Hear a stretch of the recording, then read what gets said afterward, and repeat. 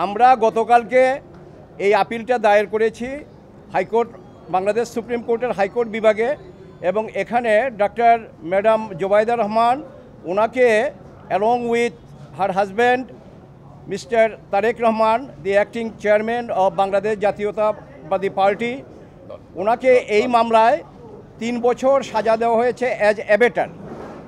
ওনার কনভিকশনটা হলো 27(1)/109 of the penal code. তো উনি যদিও সরকারের নির্বাহী আদেশে 1 বছরের জন্য রিলিজ আছেন এবং থ্রু লয়ার উনি আপিল করতে পারেন, কিন্তু উনি আইনের প্রতি শ্রদ্ধাশীল, যার জন্য ম্যাডাম খালেদা জিয়া লন্ডনে যাওয়ার পরে ওনার সাথে উনি চলে আসছেন only for the cause as if she can file the appeal in time.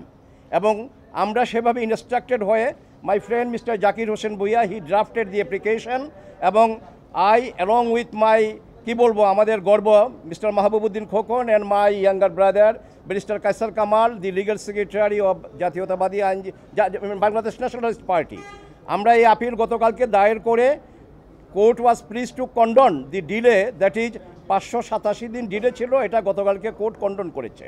Condone করার পরে এই আপিলটা সেকশানে গিয়েছে এবং সেখানে নাম্বার পড়েছে। আজকে আবার এটা আমরা লিস্টে এনে আজকে আমরা জামিনের জন্য মুভ করেছি। তো কোর্ট দয়াপরবশ হয়ে আপিল শুনানির জন্য গ্রহণ করেছেন, নিম্ন আদালতের নথি তলব দিয়েছেন, পক্ষদ্বয়কে নোটিশ দিয়েছেন এবং ওনার উপর আরোপিত দণ্ডাদেশে যেই ফাইন ছিল সেই ফাইনটা স্টে করেছেন এবং এই আপিল নিষ্পত্তি না হওয়া পর্যন্ত ওনাকে নিজের জিম্মায় অথবা আইনজীবীদের জিম্মায় ওনাকে জামিন দিয়েছেন। আমরা কোর্টের কাছে কৃতজ্ঞ এবং আমি এই জামিনের ব্যাপারটা মুভ করতে গিয়ে বা আপিলটা দায়ের করতে গিয়ে আমি যেটা দেখেছি সেটা হলো যে এটা দুর্বিসন্ধমূলক একটা মামলা।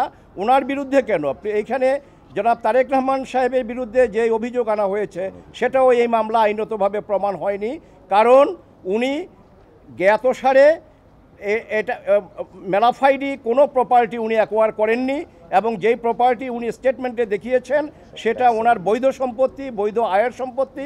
কাজে শুধুমাত্র রাজনৈতিকভাবে হেয় প্রতিপন্ন করার জন্য এবং ওনাকে দণ্ডাদেশ দিয়ে রাজনীতি থেকে বিরত রাখার জন্য এই মামলার উদ্ভব এবং এই মামলা সাজা দেওয়া হয়েছে।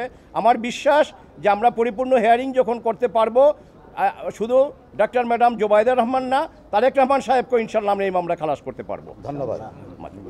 বলেন আপনি যে সালমান ভাই বললেন, আমি যেটা অ্যাড করতে চাই, জি প্লিজ। আমরা ফার্দার আর্গুমেন্ট করেছি যে এই মামলাতে দুদকের পক্ষ থেকে কোনো এভিডেন্স হাজির করতে পারে নাই, দেয়নি, এমনকি সাক্ষীরা কোনো এভিডেন্স দেয়নি। তারেক রহমান সাহেব বা জোবাইদা রহমান কোনো অবৈধ উপায়ে অসুধ উপায়ে দুর্নীতির মধ্যে কোনো সম্পদ অর্জন করেছে। Not a single word has been mention in the whole কেসের মধ্যে। সুতরাং কিছু কেস অফ নো এভিডেন্স আমরা বলেছি এটা, এবং এটা মিথ্যা হবে, রাজনৈতিক জিয়া পরিবারকে রাজনৈতিক হেয় প্রতিপন্ন